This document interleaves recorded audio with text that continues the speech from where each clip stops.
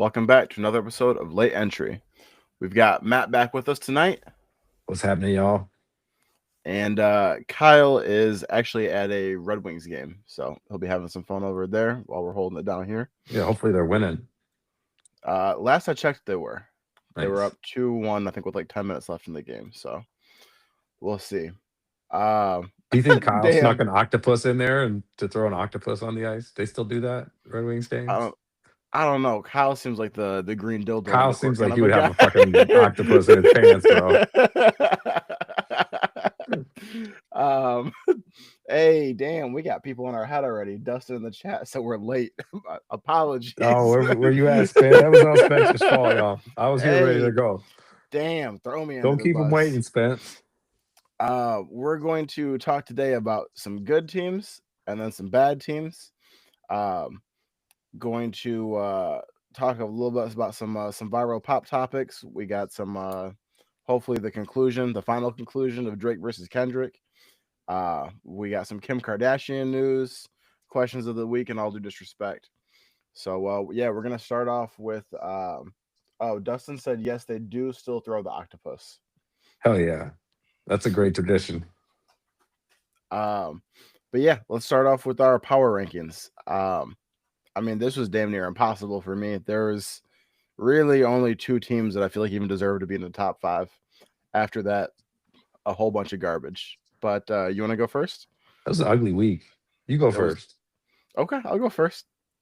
Um, this was tough. This is very tough, but I've got. There's no way in good conscience I could put the Eagles or the Bills in my top five after losing back to back weeks, especially not against people that we think are going to be like championship level teams. Um, so I mean, I still think that both of them have as good a shot as anyone to make it all the way, and I would say that they're still definitely. I wouldn't say favorites, but like in the favorites discussion for winning the chip this season, but they can't be in the top five this week. Not after two losses in a row. Chiefs were also fringe for me too. They just took the Lions out, which I respect, but I couldn't put them in there either. Number five, I got the Packers. Um, they've have a tie and a loss on a last second field goal block to the Browns. So like it's not the worst thing in the world. They've got some decent wins in there too. Number four, I had the Seahawks, who arguably could be higher if not for their record. I feel like they're maybe the most complete team we've got right now. They have a really solid defense and a really good offense. If they could just stop giving Charbonnet all these carries, I think they'd be even better. They are killing me in fantasy, dog. Number three, I have the team with whom I have as my MVP right now. The only reason that I don't have them at number one is because they have no healthy wide receivers, and that's the Bucks. Um, to that point, too, they're going to play the Lions this weekend, and I think because of the no healthy wide receivers, I think that we're going to beat them. So if they had even just Ibuka, they'd be at one or two. But because of that, they're at three. Number two, I've got the Lions. Um, they lost to the Chiefs and they lost to the Packers. Packers are a top five team. Chiefs are fringe. Um, I was not happy at all with what I saw from the Lions on Sunday. I feel like we had a lot of holes, a lot of holes. But I'm looking around at the rest of the NFL and I'm like, okay, who doesn't? So that's I don't feel good about putting them at two, but I want to hear someone give me a stronger argument for who else deserves it. Number one, I have the Colts. Colts and the Bucks are the only teams right now with 5 wins. And they have dominated most of the matches that they've played against. They've beat the hell out of these teams. I cannot believe that I'm sitting here saying at number one, Daniel Jones, but 2025 NFL season has been weird, and that's where we're at. So yeah, Packers, Seahawks, Bucks, Lions, Colts. What you think? Packers, Seahawks, Bucks, Lions, Colts. Number one, I think the Packers lost to the Browns. Okay. So you could just get them out of here. And they couldn't even beat Dallas. They gave up Okay, 40 points to the Cowboys it's and true. couldn't beat them. I It's mean, true. get the fuck out of here with the Packers, bro. Okay. Um, and that's honestly like they're fugazi. Like I don't know. This is the way I feel.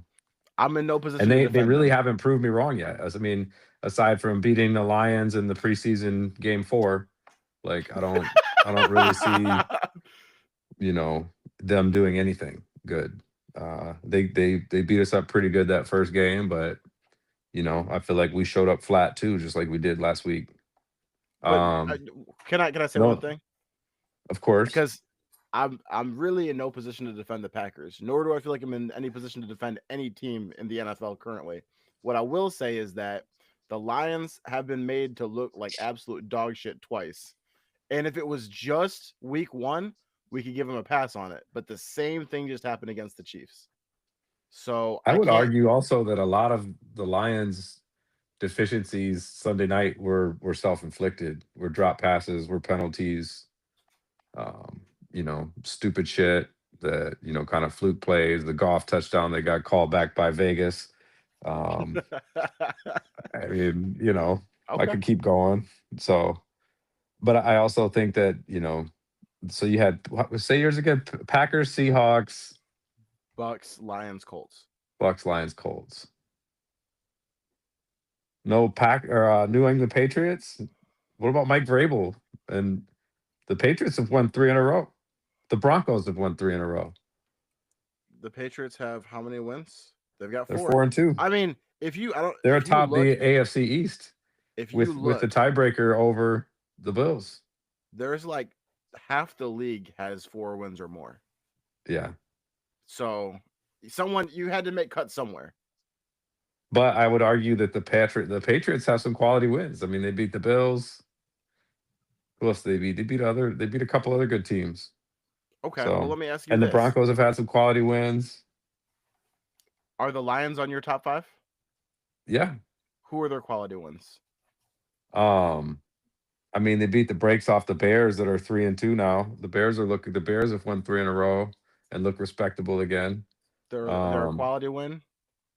at this point, yes, after they just beat you know, the team that knocked us out of the playoffs last year. Okay. So they look good Monday night, man. Am I wrong? The eye test was there. Caleb looked sharp. He was getting the ball out. Wasn't fucking taking sacks and running around like crazy. You're right. Swift got going. Their offensive line was like pushing the Commanders' defensive line around. They were getting pressure. They were all over Jaden Daniels. So I mean, I mean, you are it's not really wrong. hard though. It truly is. I mean, you could make a case for a lot of teams, but I can't argue with yours. I have the Patriots in mind though, so I'll give you mine since I'm like Yeah. going back and forth with you. But number 5, I have the Seahawks. Um, they're looking really solid, like you said. They've got a good balanced team. I actually really like their coach, McDaniel. He was Michigan's defensive coordinator for 1 year, a few years back. And then Jesse Minter, who's the Chargers defensive coordinator now, was also Michigan's defensive coordinator under Harbaugh. So he's got those ties to the Harbaugh family, and he knows how to coach. He's a no nonsense guy. I remember reading an article about Mike McDaniel and just saying how serious he was and how he would like get in players' face if they were late to meetings. And Wait, is this um, McDaniel or McDonald? McDonald, yeah, you Okay. know I'm mixing them Yep. up. Yep. I got McDaniel's you the now. opposite. He lets players come in late and doesn't Yeah. doesn't do anything. So, but I think McDonald's a stand-up dude, man. That guy's no nonsense, just all business. He's built a good staff there. Sam Darnold looks really sharp. I'm happy for Darnold to be playing good. Smith and Jigba is a baller. They've got a good team. So, but I have the Seahawks. Then I have the Patriots at number 4. I just think Rabel's got that team like they know how to play. I think you and I were texting about Henderson. I think he's going to come on now that I think the other guy Gibson's out for the rest of the season. Yeah. Stevenson keeps dropping the ball. They got to give Henderson some more opportunities, and I think with more reps and more opportunities, he will shine. Um, and I think they got Stephon Diggs is having a resurgence. He's looking really good, and Drake May is. I think he's He's balling. authentic. I think he's authentic. Um, so I got the Pats in there for me. Then the I actually have the Colts at 3. Um, I just think that like if you line them up against the two teams I have in front of them, they would beat them. Like Huh? that's my argument. So, and that's just my estimation and my eye test. Who knows? It's all speculatory. That's the fun of it, right? Um, so I have the Colts at 3. They look legit too. They really do. I mean, I think they have the highest point differential at like 78 points was their point differential. And then the other two teams that I have ahead of them are the Bucks at number 2, and I still have the Lions at number 1 as a repeat from last week. I know they're coming off a L, but I'm not going to overreact and just say, oh, they're going to go down to number 3, or they're suddenly not one of the best teams in the league. I think that they definitely showed up a little flat in Kansas City, and that's a tough place to play. Um, I think they were down 4 players in the secondary. Granted, Kansas City didn't have Rasheed Rice still, so that kind of evens it out a little bit. But we also didn't have our starting left tackle. We were missing some guys too. So I mean, it just is one of those. I think if we were all healthy and you line those rosters up, we beat them more often than not. Um, so I have the M- Bucks at number 2 and then the Lions at number 1 still. My question to you is actually about the injuries for both of those teams. Um, it applies to both. I'm trying to figure out which one I want to go for first. You said like if the Lions were all healthy and then the Chiefs were all healthy, you lined them up and you played. But isn't the power rankings this week including the injuries? Like Yeah, I it's not the suppose so. it's not the idea of the I Lions. think of It's it like more of what the like, Lions are right now. yeah, I think of it And that more of like who's gonna win the Super Bowl, like out of these teams. You know what I mean? that's fair. But I mean, but that's even where I was at with like the Colts and the Bucks. Like you're telling me that this week right now, the Bucks could beat the Colts? Like a fully healthy Colt or Bucks is destroying the probably Colts. not. Well, yeah, But probably not. But they did say Mike Evans is going to be back at practice this week. So I think they're saying he's trending towards playing, which makes me a little nervous. I hope we have a healthy quarterback that can run around and yeah. try to cover him. But I Yeah. do think, um, just I do think the Lions are going to prove us right Monday night, though, and just we're going to come out on top of that one. And everybody will be back on the bandwagon. And, it's a good opportunity for a bounce back game. And Dan Campbell's teams always play really well, following up off a loss, and he even said it in his presses this week, man. He says that stings a little bit, and sometimes you got to get knocked down to see where you really are, and take that L sometimes to leave that bad taste in your mouth to go back to work to get better. Hey, we've got RJ in the chat. He said Chiefs greater than signed Lions, and then he put 3 cigarettes, which I'm assuming means smoked. Yeah, I the thing, mean, the thing that concerns me about the the Chiefs are Lions, really good too. I feel like we kind of disrespected them by leaving them out of the power rankings, but they're 3-3. They don't right? deserve to be there. Like, I'm Give them, sorry. give them another week. Give them Yeah, another I week. mean, They also just lost to the Jags too, and I know the yes. Jags were at that So time they four were and they were one, coming off that but loss and needed that bounce back. I think they wanted that game more than the Lions did. They needed that game more than the Lions did, and that's 100% fact. Like, the thing that scares me, and I know I've talked about it with you Wednesday, talked about it Sunday with Kyle and Toph. The thing that scares me about the Lions, and the announcers said it on the game, what happens when we fall behind? When we're not playing from the lead, we're not playing when we can run and run and run. What happens when the game comes down to okay, Jared Goff, drop back, throw? I'm scared of that. well, we can't get in that situation. I mean, But it's and gonna we've seen it's him gonna come happen back. to I every mean, team, isn't it? what happened to that Houston? What happened in that Houston game last year? You can't tell me we can't come back. You can't tell me that that's not that we Through, haven't demonstrated we can do that. bro, He's, through five and he picks and came still back won to the lead game. us to a victory. Yes, So absolutely. don't tell me don't come in here and say Jared Goff can't lead us to a comeback victory, Spence. You just love Dude, fucking downplaying golf, bro. I like him. I like him. I like No, him. you But dude, don't. You dude, hate him, bro. You are a I, Jared Goff hater. I swear I love Jared Goff. You would You, not you believe it. just you just say that because you like the Lions. I know. I'm happy with him as our quarterback.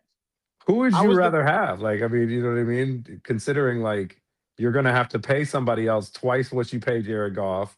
Like how much Pat Mahomes makes 10, 15, 20 million a year. more than Goff. Like There's probably only four quarterbacks I'd rather have than Goff. The obvious three: Mahomes, uh, Josh Allen, Justin or not Justin Herbert. I'm sorry. Lamar, Joe Burrow. No, Joe Burrow. Lamar Oh, wouldn't be damn. on there. I don't know. I don't know how Lamar would work in our scheme. It might work well. You changed the scheme for Lamar. That's I mean shit. Okay. So okay, Lamar, so that's him. Justin Herbert is a fringe, and I'm definitely taking Baker Mayfield. Baker over Goff for sure. But those are also the guys that I consider the whole force multiplier thing. Outside of that list is Goff. Yeah. You know what I mean? Like I I just those are the guys that I know when it comes down to it, they can deliver us from evil. And that's why they win so much. Well, I think Goff can too, and I think he'll prove you. You know, he'll prove me right once in a while. And you ain't I gonna win them all, man. You got to. You're gonna lose some games. Like That's you know, true. none of these teams are perfect. You know what I mean? There were a lot Especially this of season. yeah. There's been so much unpredictability this year. I think you know who was it? The Falcons got shut out by Carolina and then come back and just whoop on the Bills and their offense was just explosive. Like just so maybe the Bills defense is terrible, but I mean Carolina's defense didn't look that good this week against Dallas. Like all of a sudden that's that following week. Sometimes it's just matchups too, and that's a huge part of it is sometimes, you know, an offensive line for one team is going to match up good against the defensive line or a secondary is depleted against a good wide receiver core. That's a big part of how the results kind of play out. Hey, we got some people in the chat. Hold on a sec. So RJ said there's no scheme Lamar doesn't work for. I feel that. That's what I Uh said too. You make it for him. yep. Uh RJ also said Matt Stafford reunion. That'd be crazy. Bring him back. Hey, that Kyle, actually would be kind of hey, cool. what we got? Kyle in the chat. He said the L was not on Goff's fault at all. Kyle, get your ass on the podcast. Come to work. Come to work. Jump on, Kyle. I'm on from the phone. Um. Okay, so damn, I had a whole point I was gonna make, and I completely forgot what it was. No, but yeah, mine were you know mine are crazy too, man. It's just hard to narrow it down to five teams. But yeah, I still I don't know. It's probably just blind loyalty, but I still have the Lions at the top. That's It's fair. just because that's my team, bro. I'm a ride or die. I mean, I'm with them. I'm here for it. I'm just. Oh, that's what I was gonna say. So you've obviously seen a few more NFL seasons than I have. When is the last time that you remember this much parity in the league? Man, I mean, you it's been kind of like a history of dynasties, bro. Like if you really think about it, when I was growing up, it was Dallas, and then San Francisco had a couple good years, and um, I would probably think back to like I don't know the early 2000s, you know, before the Patriots dynasty really kicked in. And that's probably what I would say, early 2000s. You know, I think that's kind of the last time I think it was just you never really know what team was going to win it. You know, you had good teams there. You had the Ravens that one year. They had Ray Lewis had that really good defense.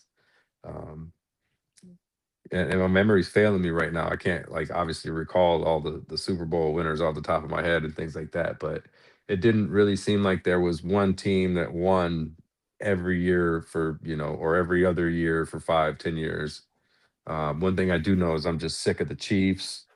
Um, but they've been a dynasty, man, for the last few years. So I've I always think been that. a. Go ahead. Oh, I was just gonna say like, but I don't recall ever seeing a time where the games were so just unpredictable and like the results can vary so drastically week to week. Like you know, to for one team to get shut out and then come back and score 38 points or whatever against a team we think is pretty good. Um, and then I think we also have to take into account the momentum piece of things too. Momentum plays a huge part of sports. I think all sports, especially team sports, and you know that's a big part of the power rankings that we're talking about right now, and who's got that momentum.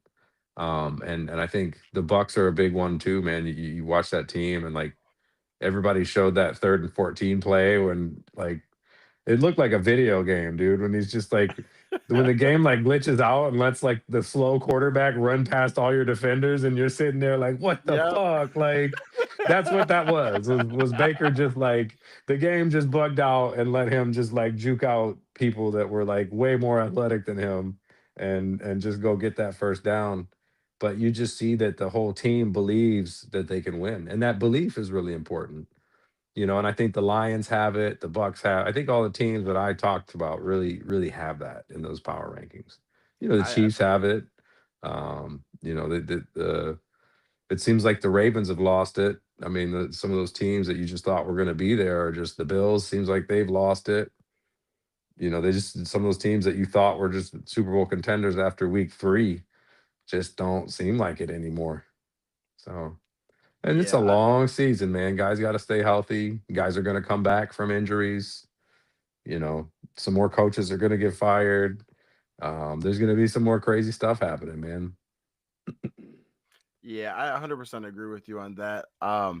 Who would have thought if you told somebody 5 years ago in 2020 that, arguably three of the best quarterbacks right now would be Sam Darnold, Baker Mayfield, and Daniel And Daniel Jones. Jones.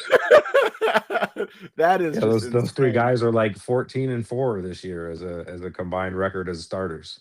It's insane. And I know you're saying you're sick of the Chiefs. I kind of got to It's the not. point when Go what were ahead. you gonna say? I was just I was saying just gonna say it's not insane that those guys are playing well, though, man. Those guys are all talented guys. It just speaks to being in the right situation, having a the good coach, fit. having talent around you. And when you're a top draft pick, which all of those guys were, you're not walking into that situation. Look at Cam Ward. Yeah.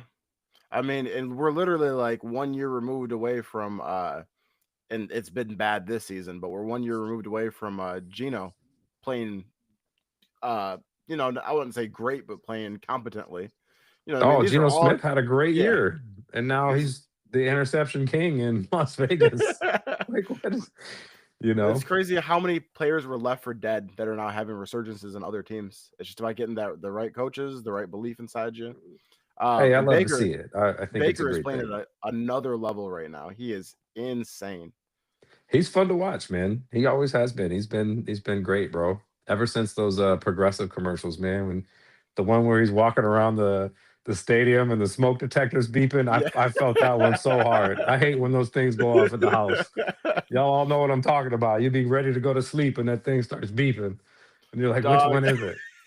I was oh my god, man. Last year, I had my cousin and his girlfriend I had never met before, and my sister coming over to my apartment, right? 20 minutes before they showed up, my fucking smoke detector started beeping. And I was like, there's not a black person coming to my house who's gonna believe that this hasn't been going on for months. I was like, I'm cooked. I was like, I am cooked. They walked in, I was like, that just started. My cousin was like, sure. Hey, I'm not gonna lie. I have one of them. My house has like vaulted ceilings, so I have one of them in my house that's like 15 feet in the air. I just took that motherfucker off the ceiling, bro. I unscrewed that thing. There's another one right next to it in the hallway. Like I don't need it because I have to go get a ladder to go put a new battery in it. Oh man. But anyway, I'm sorry. I just completely derailed everything. No, you're good. You want to talk about But the you, icy hot bowl? are we talking about the hot seats next? Oh yeah, we can do that. We can do that first. Let's hit it. Yeah, I think that's the fun right after the power rankings. Let's Oh talk yeah, about who's yeah. doing great and then who's gonna Yep. get Who's doing fired. bad? You're absolutely right. So yeah, Brian Callahan for the Titans. He's gone. Oh, sorry, Oh, buddy. hold on. We got people in the chat. Uh, Kyle said called Baker top five and the keyboard warriors hated. Oh yeah, Kyle predicted that like in the summer, before, like when the podcast had first started. He said that within the next 2 years, Baker's going to win an MVP, and it Hmm. might be this year. It's true. Uh, He's the favorite right now. Absolutely. Matt, I want to let you take this one. RJ said thoughts on Shador. What's his trajectory? Where does he land in the near future?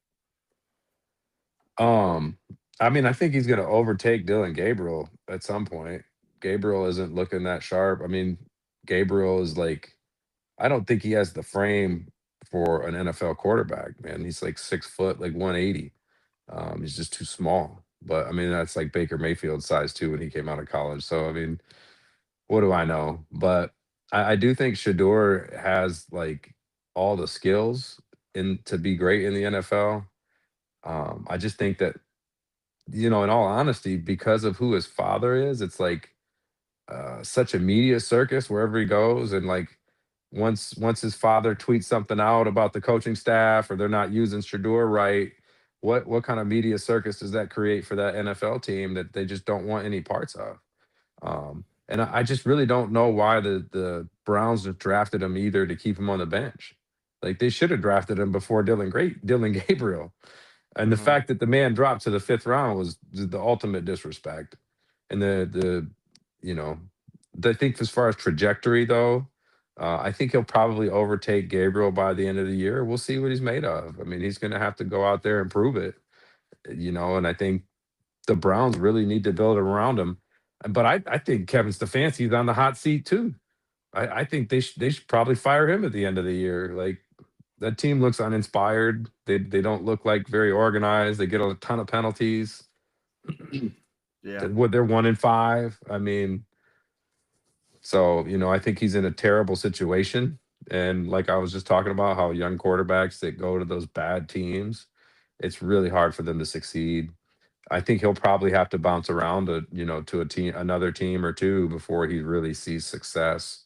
And I hope he gets the chance. For me, I I don't want to pretend like I have any idea because I don't think that a lot of people really know what's going to happen.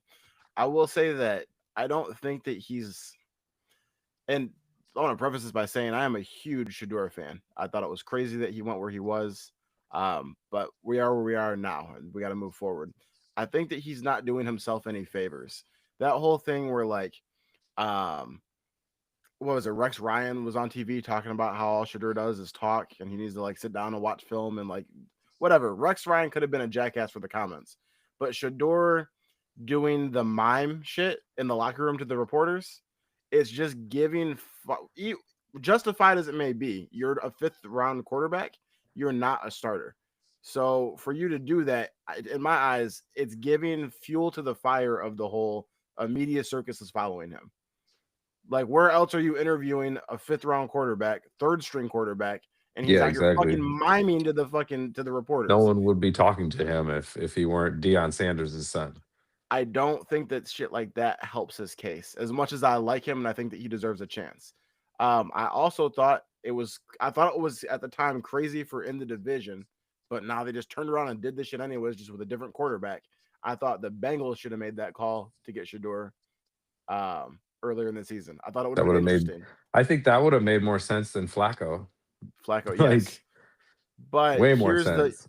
here's the wild one, right? And this is not something I'm saying is a necessary or a prediction, but if this happens, remember you heard it here first.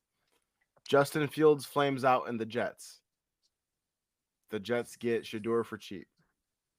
Shador goes and throws to Garrett Wilson and company, and maybe something happens. Aaron Glenn, some talent over there. It's a possibility. I'm not saying it's going to happen. I'm not even saying it's likely, but if it does happen, you heard it here. Yeah, I um, think he could definitely get traded. I think it would be smart for the Browns to move him. but where If you can else? get something good for him. Another division I trade to the mean, Steelers. no, I think looking at like the landscape of the NFL, who needs a quarterback? New Orleans. That's But where he they've should have got gone to begin with. exactly. They've got another rookie there in the wings that is just going to create some controversy. Who else needs a QB bad? Um, like you said, Off the top, Jets look like yeah. Justin Fields looked really rough this week. Um, I've seen him look good though too. I'm not saying that Shador is or that Fields is going to be gone. I'm just saying if it happens. I know that Aaron Glenn kind of shut down talk about benching him, but Send him to the Raiders. Bench oh, Gino. see, that's another place that he should have gone. And Tom Brady's involved in the They could decision have making. drafted Tom him. Brady also helped coach Shador, and they didn't take him. What does Brady know?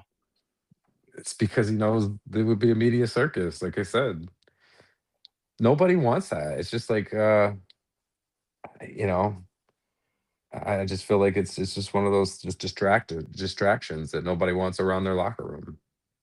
And it's like Yeah. unfortunate that he's such a good player. Um, I don't know if you were about to say that or not, but you know what that kind of reminds me of, and it another situation where I don't Kaepernick. necessarily. That's exactly what I thought you were going to say Yeah, that, and that's reminds you what of I thought. Kaepernick. Yep. Yeah. Yes. Where it's like at some point it became more trouble than it was worth. Mhm. And I also think that that was a terrible situation. He definitely got Oh, blackballed. I The think he got, NFL yeah, fucked him. absolutely. The NFL fucked him. But yes, at a certain point, once you brought him back in as a backup quarterback, it's still Kaepernick is the fucking question every week, and it's not good No, for the whole I think that's a black eye for the NFL, man. forever. That was a mishandled case completely, when they should have supported that man's platform and just given him a voice to just send his message and just let him talk. Just let him say what he has to say. I don't give a shit who it offends. That's his story, that's his life, that's his purpose. That's what he's earned that right. Let that man talk. And like, I feel like stand for the flag, yeah, I get it. At the end of the day, it's an expression. And he didn't burn the flag. He's not stepping on the flag. He's just taking a knee, man.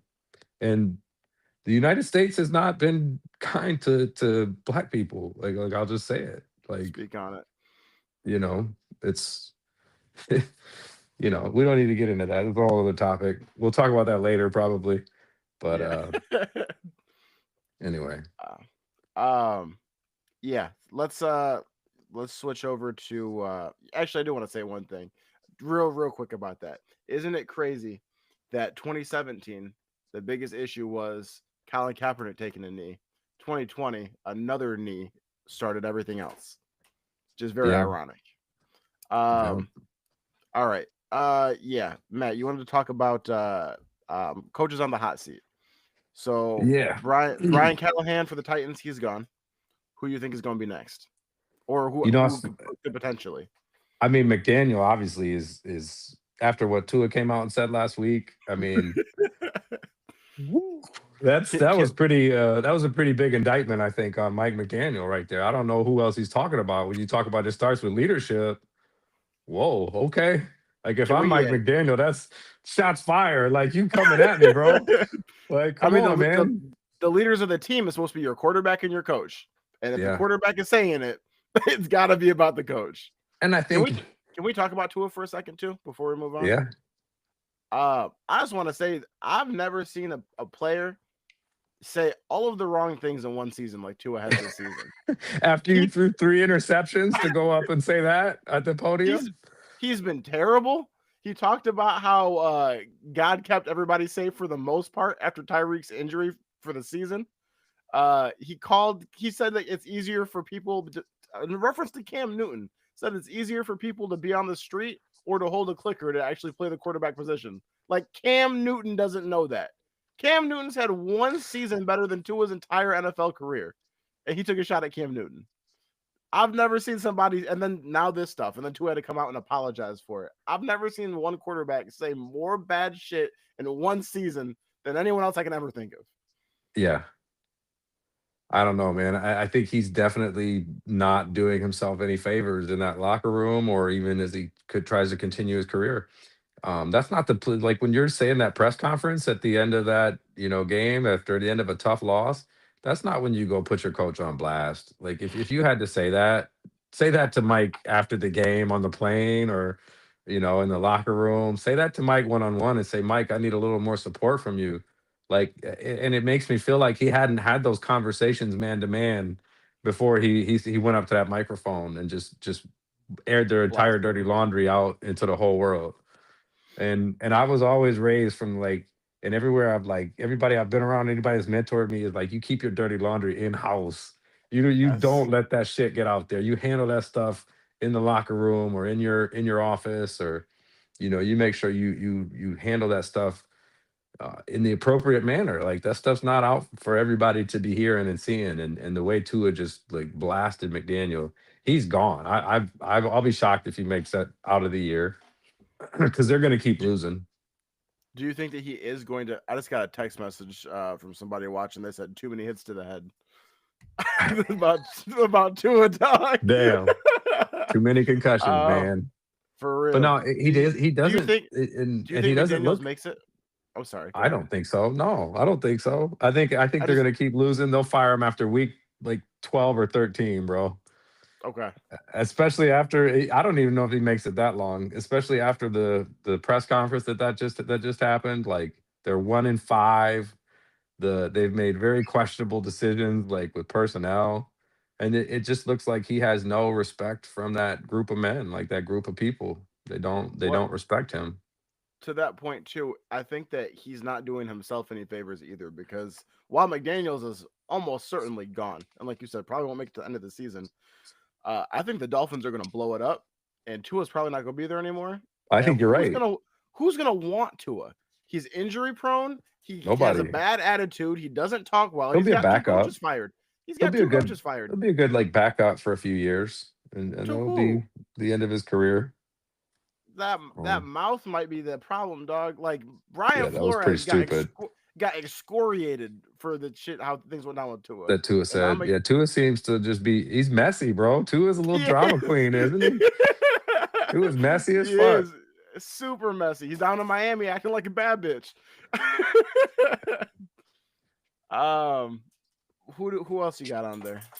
McDaniel's gone. I mean, bro, I have Aaron Glenn on the hot seat. I really do. I think their ownership is incredibly reactive, and they fired coaches mid-season before. Like, and as far as watching the product on the field, they're the worst team in the NFL. They are awful on so many levels. They're having so many pre-snap penalties. Like they can't even get lined up straight, and I'm really just am worried for Aaron Glenn. And you watch him on the sidelines, and he's just not saying anything. He's just kind of staring off at the screen, like he looks speechless. His team is so bad, and it's just kind of a shell of the man we saw coaching our defense for the Lions. And it's just like you can tell he regrets going there. And the Jets are cursed. The Jets are a terrible organization. They've been for a long time, and I just don't see them turning it around, especially not with Fields playing as abysmally bad as he's been the last few weeks. So I feel bad for Aaron Glenn. And I do want Well, to say fuck you to the go Ravens ahead. fans for chanting fire John Harbaugh as well. Like you guys are way off base. I don't think Harbaugh's on the hot seat because the organization is also a little more practical, a little more thoughtful. And I think that Harbaugh's earned, he's won a Super Bowl there. I think he's earned that credibility to kind of go through a rough stretch. Whereas, Hold on. Aaron Glenn hasn't. Let me address both of those. First, real quick, Kyle said Tua must be from Argentina because he's Lionel Messi. Dad joke right here. So the thing with Aaron Glenn Boom, though is boom. I don't disagree with you over the sense of like the organization being reactionary, and I think that honestly continues to make a bad organization. Like instability and giving no time for anything to grow is causes an organization to be continually bad. And I don't disagree with you over the Jets doing that, but I don't agree with it. Like I don't think that they should do it. Toph and I were talking about Sunday. I think that the Jets are the best winless team that I've seen. They've been in every single game. I watched week one, Tua or not Tua, Justin Fields dueling with Aaron Rodgers, and it come down to it. Every single game that they've played, with the exception of the Bills, they've been in it to close to the end. The Lions' first year with Dan Campbell, that didn't go well. Yeah, They've they been in it. sucked. They've been in it against bad teams that have been trying to give the game away to the Jets, and the Jets Which have bad found teams? ways to lose every game. The Steelers, the Broncos. The Broncos were in your top five. Who Yeah, else the have they Broncos played? were good. They weren't. The Broncos weren't in my top five though. But Oh, I'm sorry. You're right. I was the Colts. I got my horses mixed up. I think But they played the Browns. I think I can't remember off the top of my head, but I feel like they've. I I feel don't like know, man. I I've watched it and it's come completely down. disagree. I've watched. I feel like I've suffered through multiple New York Jets games this year, Spencer. They're bad. What Trust about me, the they are Bucks? not good. What about the Bucks game? Tampa Bay? Yeah, they almost beat them. Yeah, I don't know. They almost did, but they didn't. I'm not disagreeing with that, but that's been their whole And the season thing is they about it, almost did it. to me too is like this: the mistakes they're making are coaching. The lack of ability to get production out of Justin Fields is coaching. If they knew how to use Justin Fields, they'd be all right. They're putting him in the pocket. They're running him 7-step drops, and he's just standing back there getting smoked. Run a bootleg. How many bootlegs have you seen them run the last 4 weeks? That's coaching, That's Spencer. And if you're the that's head coach true. and your offensive coordinator isn't making those calls, your offensive coordinator that you stole from Detroit to come be there, if you can't give him that feedback and make sure that your offense is getting on track and see that the opportunities are there for you to get better and use your personnel in the right way, I think he's just in over his head, man. Like I really do. Like being a head coach Glenn is or hard. Glenn is over. Okay. That's Damn. I kind of what mean, I see, man. And I think he's that on the hot was seat. that was. I'll be shocked if he makes it 2 years. Do you not think? Okay, I'm gonna go out here and say you kind of just killed me with that one. But do you not think that he deserves more time to see? You think I think that you yes, can he be does. ahead? Of course, yes, absolutely, he does. But I don't think the Jets are going to give it to him. Oh, so then, do you do I don't you think would you? Woody with his fucking chain is going to give it to him. But do you think that that's more of an issue with the Jets or with Glenn or with both? The Jets. It's a Okay, symbol of their so, dysfunction as an so organization. They're we just gonna move on, like you said. we And agree it then. takes Okay, time. It takes time to turn around a bad team. It's yes, gonna take 3-4 years, and they're not gonna give it to him. The Ford family gave Campbell 2 years, 3 years, and look at it, and it worked. He's been able to change that culture, but if they would have fired him after 2 years or that first year when he's 10-1 to start, like which is yeah. probably what the Jets will do to Aaron Glenn. 0-11, you're out of here, bro. I agree with you, but I agree with you on it being a sign of the dysfunction. The John Harbaugh thing. So we talked about this a few weeks ago too. Um, back when when it looked a lot better for the Ravens. Toph brought it up. He was saying that he thinks he had a good case as to why he thinks he should be gone. I was super against that. I thought the same thing as you. I thought that Harbaugh has had that team competitive for years, and they're always in the playoffs. And he can't make a player catch a ball. He can't make a player not jump off sides, and et cetera, and et cetera. And we posted that on TikTok for the fans that decide. Brother, the Ravens want him gone. They want him gone. They were saying that basically before he got Lamar, he was doing not shit. And then you've got Lamar Jackson and can't get over the hump. And they were pointing out the AFC Championship, the fact that whose idea was it for them to not run the ball and to start throwing it 1,000 times with Lamar? I'm not saying necessarily that I think that Harbaugh should be Yeah, I gone. mean, maybe They he's on want the him. hot They seat. want him I out mean, of there. you could say They he's on want the him out hot of seat too. Then, there. like when the fans are chanting that, ownership's hearing that, the management is hearing that, and it's not something that you can just like brush off. But I feel like he's earned the credibility, but and I feel like the Ravens fan base is a little spoiled to say that. Like I they've said never the been same through it. thing. They've never been through an 0-16 season. You Yes. you don't know what it feels like to suck because John Harbaugh's been there the last 20 years. So show that man a little respect. Thank you. And who's better? Who's going to come in to be better? Like you want him That's gone right. so badly Exactly. until you get And somebody that goes you and I go tell you 7 what, wins if with. they let him go, he's going to go to the Titans. He's going to go to the Cardinals. He's going to go somewhere and be successful because he's a culture builder. He's that Harbaugh. He's got that Harbaugh family, dude. That Harbaugh family knows how to coach, bro. Yeah, absolutely agree with you. Yeah. I just don't think that they're ready to see what comes out on the other But side of that. to wrap it up, though, I also think Jonathan Gannon's going to get fired for sure, and that's kind of it. I think at the end of this year, I think that's what Callahan, Gannon, um, Aaron Glenn, McDaniel. What's that? 4, 5. Can I run one by you? Kevin Stefanski. Yeah, of I course. know I know you Who want else him you want to gone. fire? Uh I think that if John Harbaugh can get fired after not having his quarterback for a whole Oh, season, Dayball. I'm not thinking Dayball should be gone. Zach Taylor. Oh, Bengals. Zach Yeah. Taylor's gone. He's toast. You think after Joe Burrow got Oh, hurt for the year?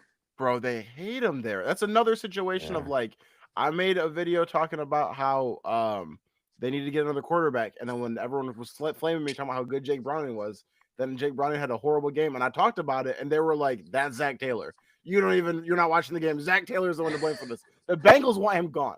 The Bengals want Zach Taylor gone. They start slow every single year. They're not maximizing anyone's potential over there, and I think they want his ass out of there. No, it's so funny. And like, to be fair, this is such, I would never want to be a head coach in the NFL. That is such a pressure cooker position where, if anything goes wrong, you take the blame. And if anything goes great, you got to deflect the credit. Like, it's not fun. Yep. But seven coaches were fired last year. I think over under seven or eight. How many do you think? I think probably. Under. I think You think under. under? I think it's probably under again this year too. So it'll be Yeah. probably 6. Or I think around there. Um, Good luck to all those guys. I think a lot of like we talk about with the Ravens and even maybe the Bengals is like y'all haven't been in the trenches like us Lions fans where it's That's what I been said. You don't bad, know what it feels like to suck. Like, bad dog. Right. and it's You're not winning the because you've Super Bowl, so had you wanted you've someone had the else. same coach that's given you delivered a level of consistency and success for 15 years, 20 years. How long's that guy been there? You know what So the Ravens situation reminded me of was the you remember the Knicks just fired Thibodeau yeah, and because he couldn't get them over the hump yeah, here after rebuilding their entire culture, then yeah, spent the entire summer calling anyone that would pick the phone up for a job. I bet they wish I had Thibodeau yeah, yeah. Nobody wants now. that job now. Exactly. And I think Yeah. the Steelers are a great example of that, like how they've had 3 coaches over the last 50 years or something. You had Chuck Yes. Noll, Bill Cowher, and Mike Tomlin. Um, and I think that consistency matters for your organization a lot. And it'd be a huge mistake if they got rid of Harbaugh. I think they'd regret I it. agree. But he Um, also hasn't done much lately. It's a what have you done for me lately league. that's true. Let's stay in that division. Icy Hot Bowl. We've got two 40-plus-year-old quarterbacks playing tomorrow night. Aaron Rodgers and the Steelers. Um, Joe Burrow and the Bengals. Who are you Joe taking? Flacco. Really? Um, you said Joe Flacco and you said Joe Burrow and the Bengals. Joe Flacco and the Bengals. Oh, sorry. Yes, Joe Flacco. Sorry, I got my Um, Joes mixed up.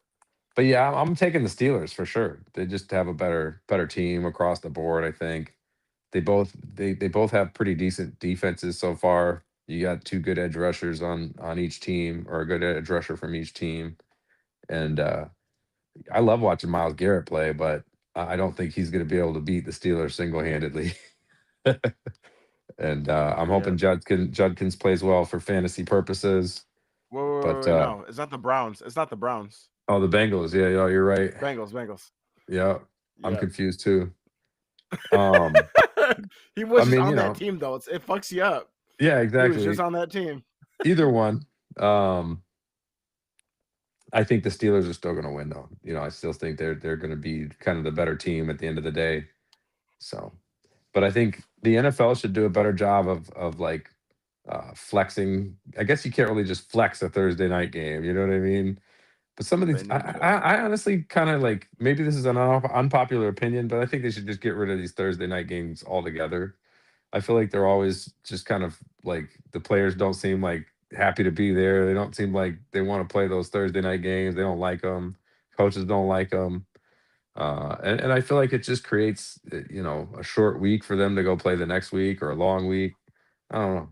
I think they should just get rid of them because they're never that good. Like they're usually very poor offense or sloppy games. They just seem like they're just trying to get through the 60 minutes and get the hell out of there. That's the impression I get from them. That's not a bad point as far as the quality of the product. I think that the NFL, I think they're trying to push for even more. They want an extra Yeah, game a season. They want to play on of course they do. They Fridays. always want more. They're greedy capitalist bastards. Yeah. But I mean, you're right. The games are not. They're not usually great at all. No, Uh, like I don't RJ remember. I said, don't recall the last good like, hey, Thursday night game. Man, that was a great game. Like I cannot remember one. I think there was one this season, one Yeah, as in singular. yeah, One of the worst games I've ever seen before was a Thursday night game. You remember Russ with the yeah, Broncos versus the Colts like yeah. 3 years ago or something, It 5 was years ago? It was abysmal. terrible. Yeah. It was like, why am I RJ, watching this? Like, this is just these guys. and These guys suck. it went I'm to gonna go turn overtime. The on. announcers were like, "Oh my god." Bro, I'd be better off playing a game of Madden '97, man. I'd be more entertained. Oh. RJ said one thing's for certain: Jamar Chase will score a touchdown. You think he's getting Yes, a touchdown on the Pittsburgh defense? yes. He got two on the Lions. I think, yes, of course he's getting a touchdown. I think DK might get two on the Bengals defense. Their That defense wouldn't is shock me terrible. either. You Their know, that defense wouldn't is shock me at all. terrible. And Rodger's still out here doing it when he has to. He had threw some darts last Sunday. I'll give Rodgers credit. He's looked sharp this year. He's looked a lot better than he has the last couple of years. And Flacco played good against the Packers. I mean, Packers. he didn't play bad. He threw two touchdowns, threw 260, I think. Completed 2/3 of his passes. I mean, Flacco is a consummate pro, man. That guy, yeah, definitely deserves a lot of respect for what he's been able to do even the last 4 years with like the resurgence of his career and then the way that he's just bouncing around the league now. Like, and he's still just performing. He still just goes out there on Sundays and does his job. That's impressive. Absolutely. All right. Let's switch over. Get out of some football. Hit some of these fun topics. So this is the first. I don't want to do this Sunday because that's more of our football episode. But basically, last Thursday, the judge threw out Drake's lawsuit against Kendrick for defamation and whatever else bullshit he was suing his ass for. Um, did you have some initial thoughts on that, Matt? Oh, I mean, I felt like the whole time it was like a baseless lawsuit. I mean, what was the origin of the lawsuit? Was it like Kendrick was colluding with the record companies to get more streams than Drake? That was the Basically, dumbest thing. Yeah, it was wasn't the it? dumbest thing about it. Is he was saying that the UMG was pushing this song bigger than it actually was. Yeah. I think that is ludicrous. I think that the song was hot. I think people were playing the song and Drake was just mad that he was getting his name rubbed in the dirt the whole time. Like, but he should have just kind of, I think it would have been a bigger move, like as a man, to just walk away and not try to sue. I feel like that was a bitch move, like all the whole time. Like, just if you can't come back on wax, then just walk away, man. Like, just take the L and live to fight another day. You trying to sue in court when, like, nobody sued you, nobody came at you that way. Like, he just put your business out there. That song Adonis, um man, I don't know if I've heard a more disrespectful diss track than that one. you know that was on the hit 'em up level. He Yeah. came for that man's whole family Yeah, and that aired all his dirty laundry. you know and I mean, I don't know, man. The whole situation was fun. It was entertaining. And Kendrick won. There's no question about it. And the Not Like Us track was, man, I never really like thought about it in terms of like you're not a colleague, you a colonizer. Like, I yeah. never thought about it that way, of how he was collabing with Lil Baby to get your lingo up. You go to you go to Future to get your street cred. Like, Quavo said you could be from East Side. Like, it's like you want to go to like Europe, and then you're like a British rapper now, and now you want to go to Jamaica, and now you're like, reggae. Like, who are you, Drake? Like, what's your identity? I think at that point, and you just try to, and I get, good artists. What do they say? Good artists borrow, great artists steal. So I get that there's some of that to music too. But I think Kendrick just smashed him in the beef, and I'm glad that they threw the lawsuit out. um every single chance that Drake had, there was a fork in the road. This man picked the wrong fork, the wrong decision for a Yeah. straight year, dog. Getting into the beef with Kendrick, bad decision. Using AI on that track, tailor-made freestyle, bad decision. Uh, Going back and forth with it, daring Kendrick to call you a pedophile on tailor-made, bad decision. um, Fucking dropping the Heart Part 6, bad decision. Then going to court, bad decision. Everywhere you could have made a better decision, you made a fucking horrible decision. And you wound up getting exposed in front of the entire world. And then it's funny, I don't know if you've seen the tweets where it was like, he's biracial. He lost like a black man and then lost like a white man. He lost the rap battle and then he lost in court. But the whole thing, the craziest thing about it, during the whole battle, I mean, you had everybody. You had Rick Ross talking about how, Drake he's not really street. He's just, a white boy pretending. And Kendrick was saying the whole thing. Nothing solidifies that more than getting your ass kicked in a rap battle and calling the cops. And calling the cops, like, bro, you're a fucking Karen. Drake turned into a whole Karen, dog. He said they're out here. It's like one was a teenage star on Nickelodeon, and the other one's from Compton, man. Like, which one do you think's more authentic? Like, it's Drake not hard to answer that question. He could have just taken the L. He could have just been like, hey, look, real niggas lose sometimes. And then just fucked off for a little bit and came back. I also kind of feel like that really hasn't been Drake's arena for a long time either. Drake went pop 10 years ago. So I also kind of feel like he's been on that whole, like, pop music kick for 10, 15 years, and he's really transcended hip hop. Yeah. I mean, Drake's an icon, and so is Kendrick. They've both had great careers. I think that Drake has undone a lot of that. And it wasn't from losing the rap battle. It was from the lawsuit. Yeah. Like, how do you ever be in that community? How do you come back from that again after trying to sue over a rap battle?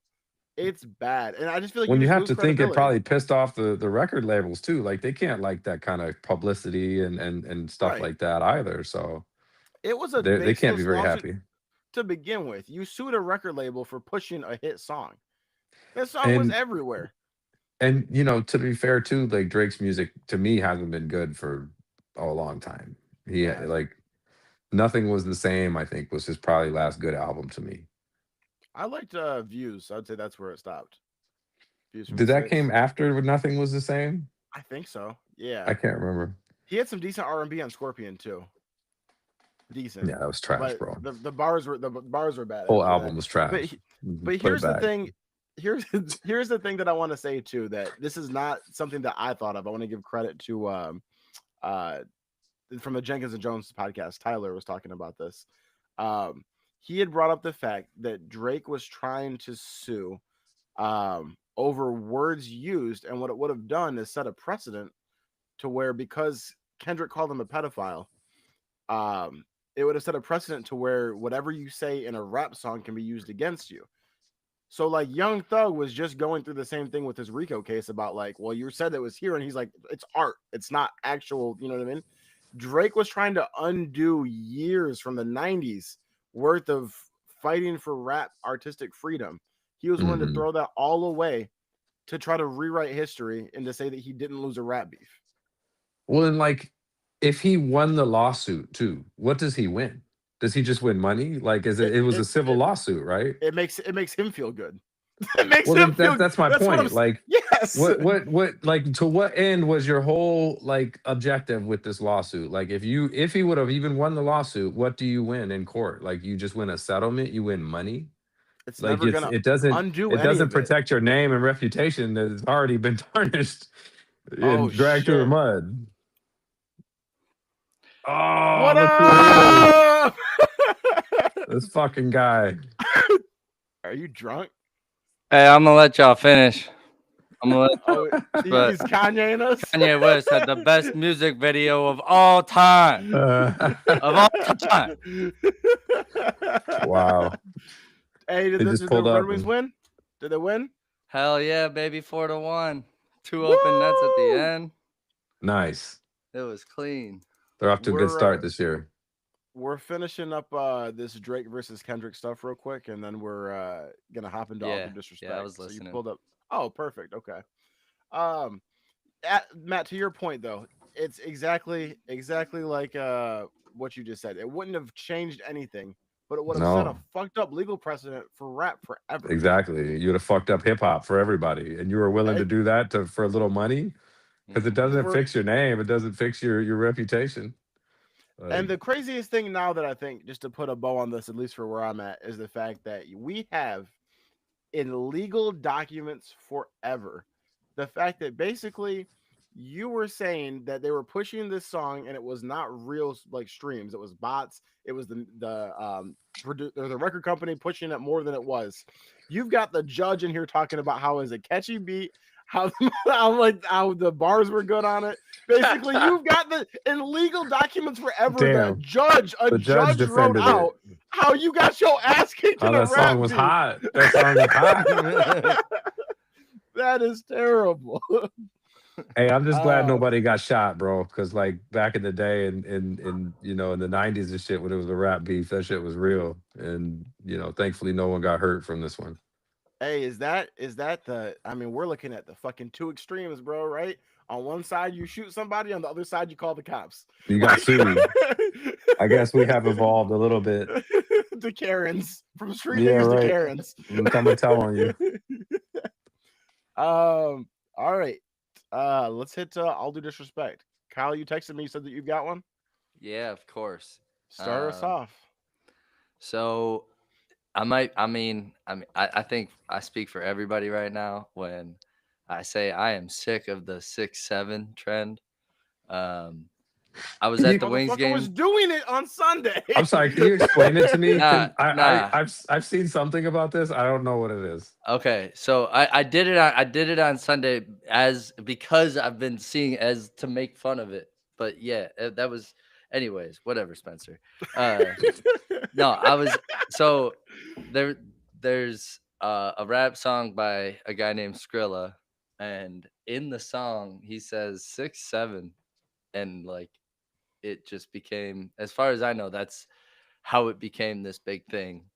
That like he says it in a funky way, but then it became a thing like to go 6'7" and you go like this. And so I was just like sitting there at this Wings game tonight, and like I was watching people from ages 70 to 7 going from 6 to 7, from 6 to 70? from 6 to 70. They were just going as soon as the camera was on them, dude. It was insane. And I just don't. I'm like, this is what our society's come to. We're all just gonna sit here and just like, as soon as the camera's on you, you're gonna act like you're juggling like as fast as you can. There was a split cam with this young chubby boy and this like super scrawny like 14-year-old kid, and they were both like they were like going like rapid like I think they were like counting who got the most, because at the end the young chubby boy like ended up winning. Like he was still on the screen going like this for another like 45 seconds, and I am just sick. And the song played probably like 6 times, maybe 7, throughout the entirety of the game. It was absolutely ridiculous. It was ridiculous. So I'm done with this trend, man. I'm done because I can't help but fall in, but it's ridiculous. I hate it. This whole thing makes me feel old. Like I'm officially like, Yeah. You tell him, bro. I don't even know what you're talking about. I already know where you're at. I'm just saying it hurts me because this is the first time that I've like this trend specifically. Like Riz, I was kind of like, but it was all right. Like everything after Riz was like, I'm starting to realize that the lingo is not for me anymore, and it hurts my feelings. Like I still don't understand skibbity toilet, dude. I'm with you. Like I'm like, bro, what is going on with that? Same. Like, makes my head hurt, bro. Hold on. We got another old person in the chat. Ant popped in. He said Mellow Ball was asked in an interview how tall he was, and he said like 6'7" with the hands. That was sampled in the song. Then boom. So that's the origin. Wow. We had to have someone else in the 30s let us know what it was. Matt, you're slacking, bro. I mean, I just feel like it's like part of this disturbing trend. It's just like a proliferation of ignorance and stupidity, man. Like how many just moronic videos can we share with each other to try to like, I want to do this moronic video too. Like I just read a fucking book, put your social media down, and please disconnect from this nonsense, people. Like, I'm I'm tired with of you. it, and like as if it's so hard to say the word charisma. We have to turn it into 3 letters, and you can't even say the comma. Like add the fucking word on. Like it's just so half-assed and just it's illiterate. I don't want society, and especially American society, to become illiterate. Like, and that's it. This is the type of stuff that feeds into that illiteracy and the stupidity.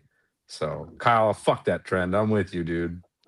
Thank you, Matt. I'm with you. It just it feeds just the new Gen Z term brain rot. It feeds that sick monster that it is.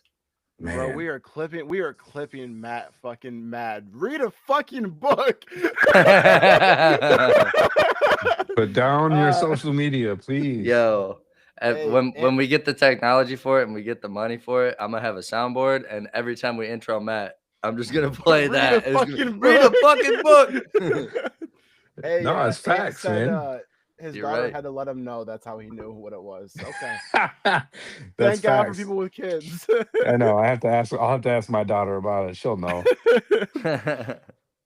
um. Oh my God.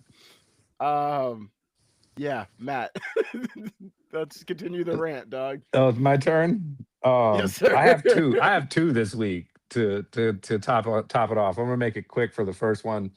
My first all due disrespect is the refs from the Kansas City Chiefs Detroit Lions game last Sunday.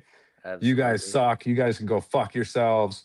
And like, I hope you're sleeping well on that bag of money that Pat Mahomes gave you to not call any penalties.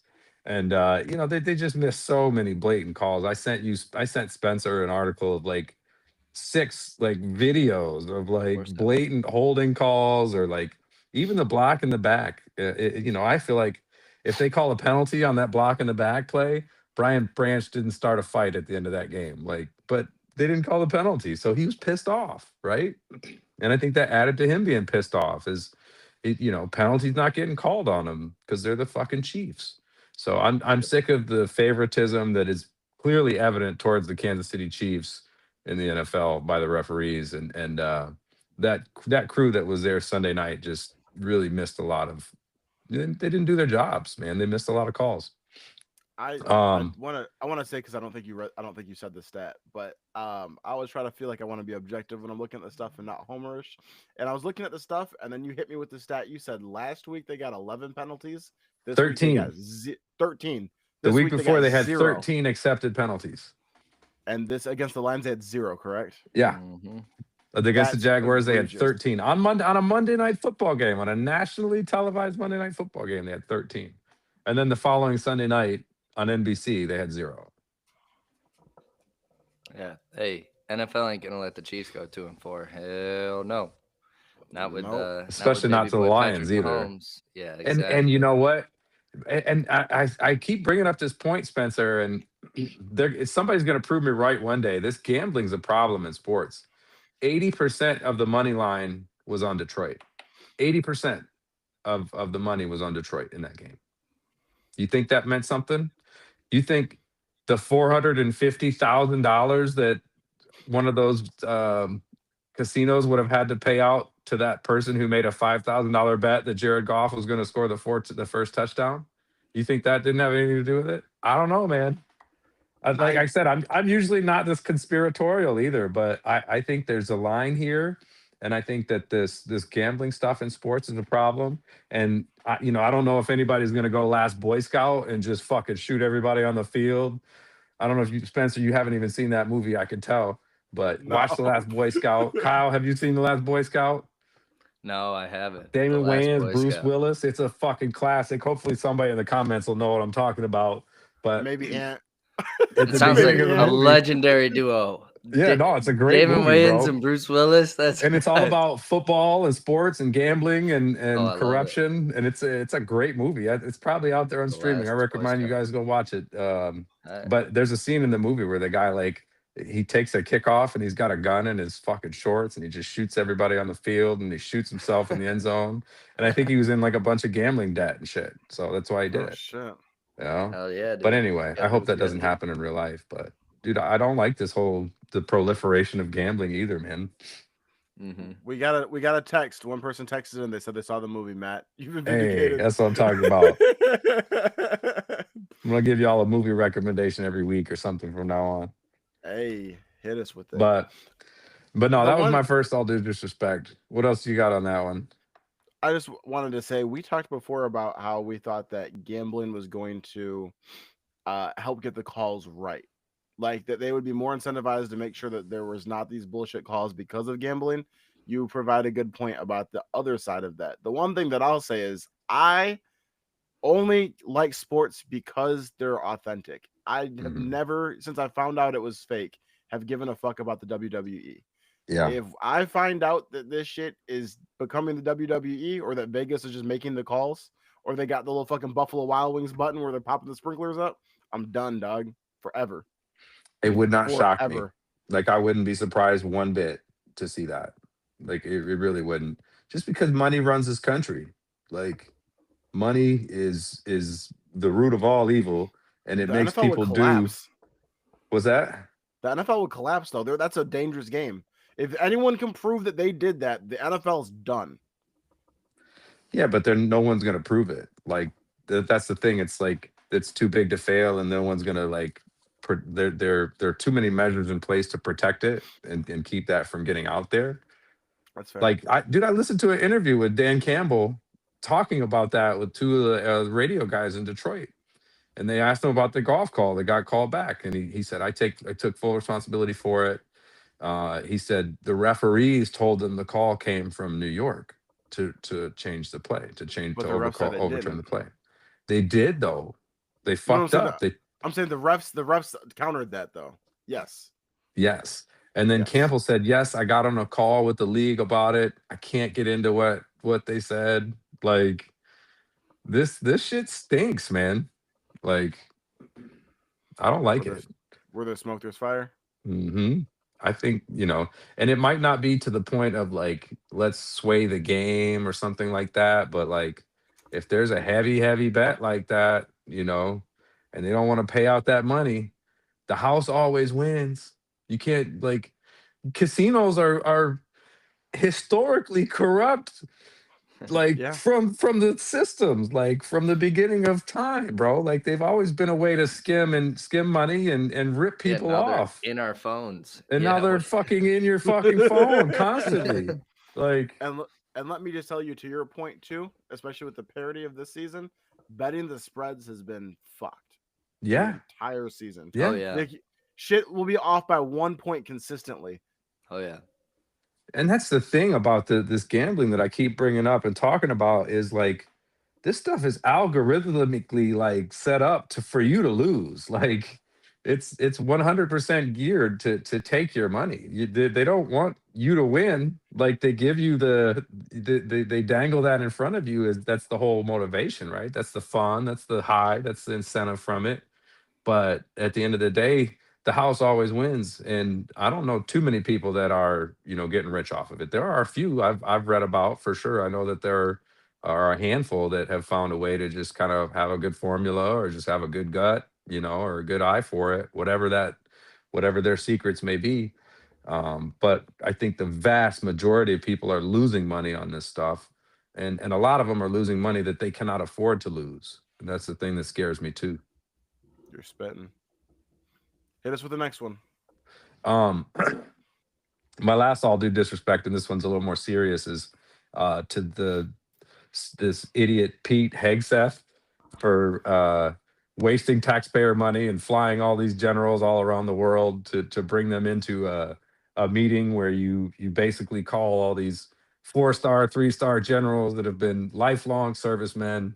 You basically called them fat and lazy. You called all the ones that have beards, beardos.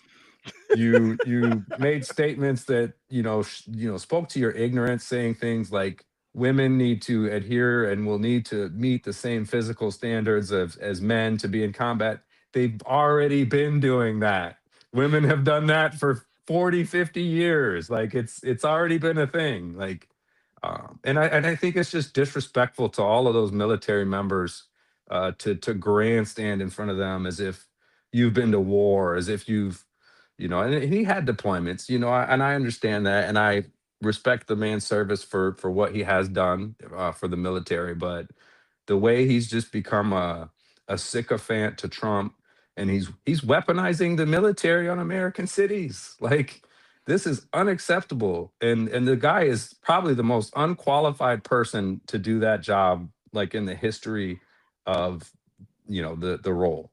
And the guy before him was the first black man appointed to the job. His name was Lloyd Austin, and he was a 4-star general. That was the defense secretary before this person that is in this job now. And it just speaks to the fact that, like, to get that job as a black man, you have to be completely overqualified. But for this Fox News host, you just have to be you just have to be willing to do whatever I ask you to do, and not ask any questions, and not actually stand up to the oath that you're taking, and not actually live up to the values of the United States military. I want you to do whatever I want, regardless of that is, and be my personal, just bag man. Like, that's the type of stuff that we see from this administration. And fuck you, Pete Hegseth. You're a fucking clown, and you deserve all the disrespect today and every day, because you don't get to stand in front of people that have spent their lives in the military and away from their families and things like that, and just you're a Fox News host, man. Like, and you don't even deserve to be on TV. So I just think it's disgusting the way he conducts himself, and the way he talked to those, lifelong military members was way out of line. Man, cosign, because that was some real shit you just said. It's crazy. RJ in the chat said this dude's spitting. I got a text too, and I think you said it too. You said no one else is talking about how much money it spent to fly them all in there. And Right. the craziest thing to me was the fact of, like, Taxpayer once money.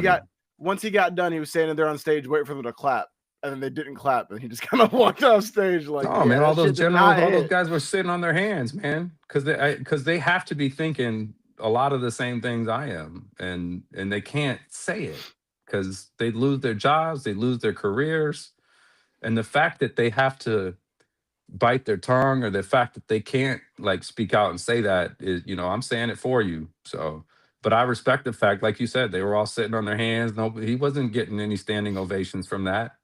And he may have made some good points in the speech. I didn't watch the whole thing. I just obviously kind of summarized it as well. And but I think you see from their reaction that it was not well received. No.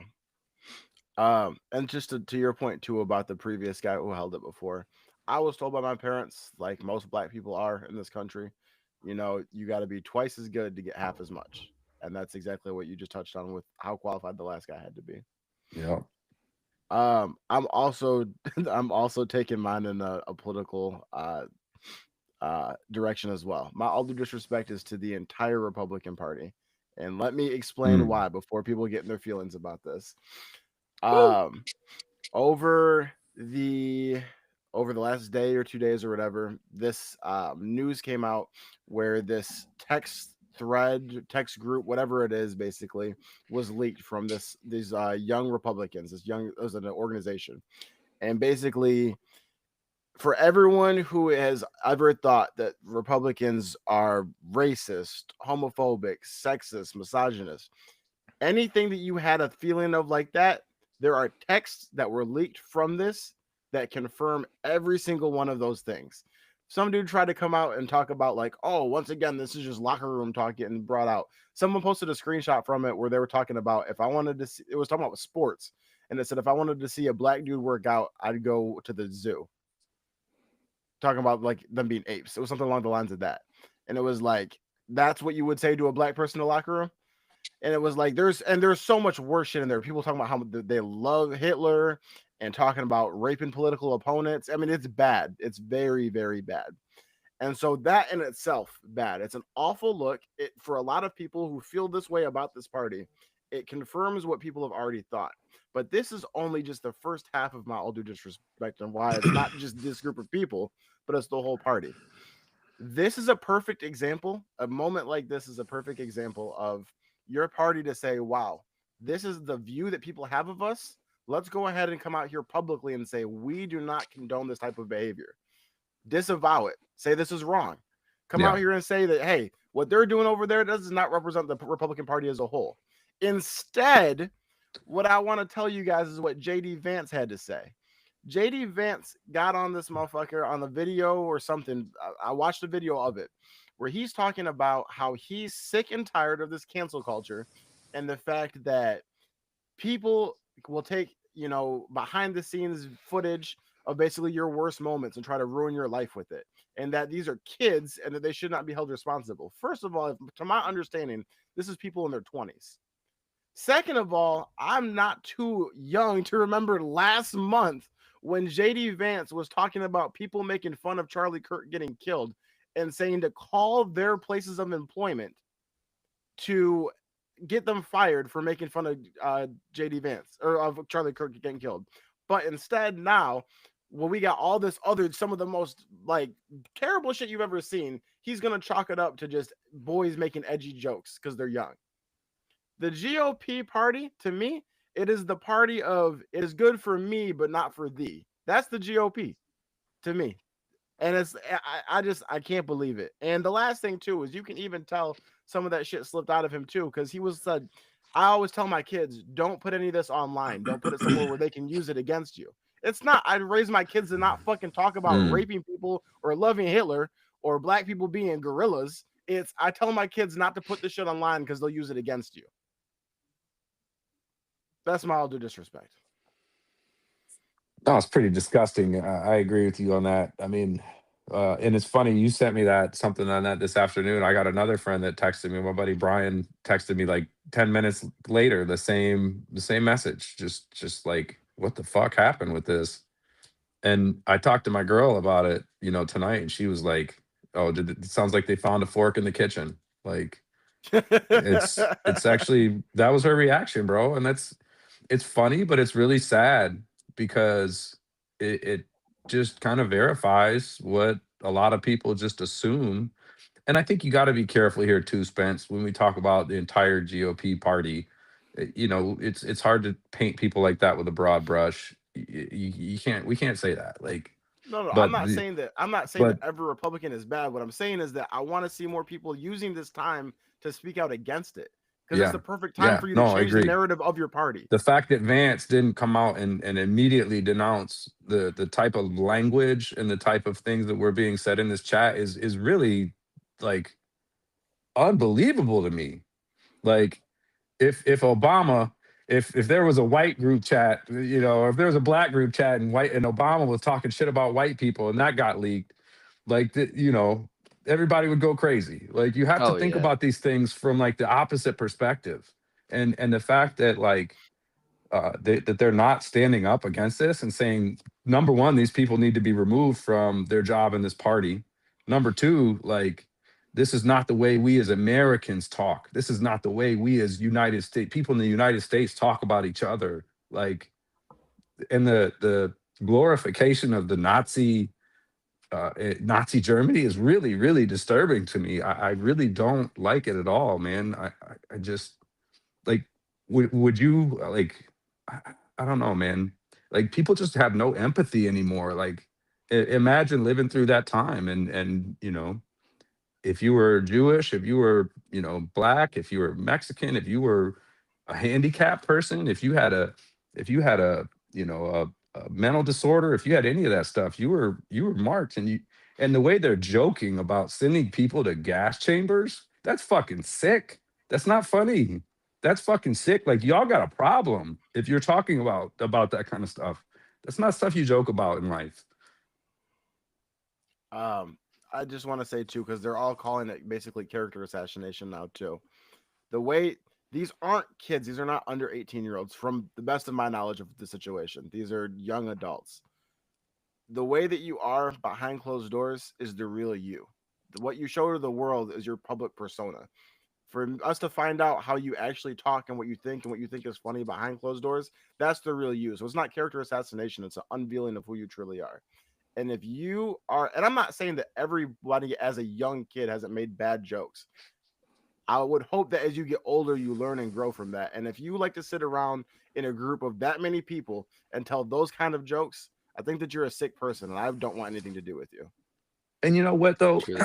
I'm really glad I went to the public schools, man. I grew up around people that were way different than me, and that I feel like has helped me become just an accepting individual, man. I don't judge people based on the way you look or where you're from. I don't like. I judge you by your actions. I judge you by the way you treat others, and I think that means a lot, and that says a lot.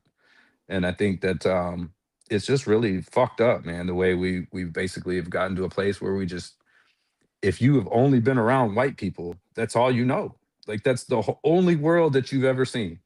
Like if you've Yeah. never spent any time, around, people that are different than you just have no acceptance of it, and you don't understand it. And people are afraid of what they don't understand. And And if you got to know your neighbors a little more, and if you opened up and you broke bread with somebody and you talk to people more and you actually open your mind and listen, everybody just wants the same things at the end of the day, man. You want to be able to make some money, pay your bills, take care of your family, try to stay healthy. Like we're all like, it's been debunked that we're not that different at the end of the day, mhm, The you one know. thing that I want absolutely, to, we all the want one the same thing. the one thing that I want to add to that though is like not necessarily in the counterance of your point, but it's like people talk about how much division there is in this country between the both sides of things.